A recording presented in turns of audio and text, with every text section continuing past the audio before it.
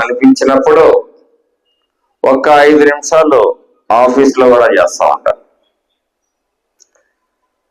మొన్న మనం కరోనా సమయంలో చూసాం, కరోనా వైరస్ వల్ల చనిపోయిన వాళ్ళకన్నా మానసికమైన భయంతో చనిపోయిన వ్యక్తులే ఎక్కువ.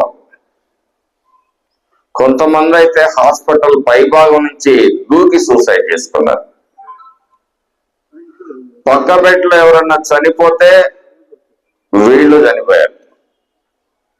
ఎందుకంటే మనసు మన రోగ నిరోధక శక్తిని పెంచుద్ది, మన మానసిక స్థైర్యం.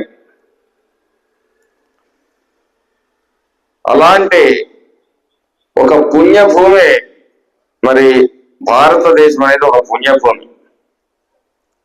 వేదాలు, ఉపనిషత్తులు మనకు అనేక విషయాలు నేర్పించాయి.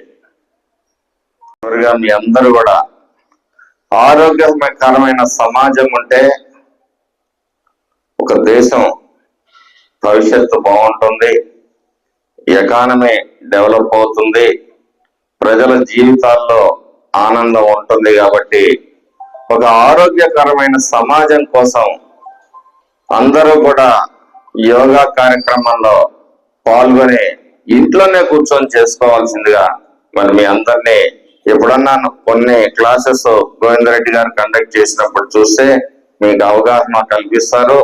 మరి ఇంట్లో ప్రతి ఒక్కళ్ళు కూడా యోగా చేయాల్సిందిగా మీ అందరినీ కోరుతాం.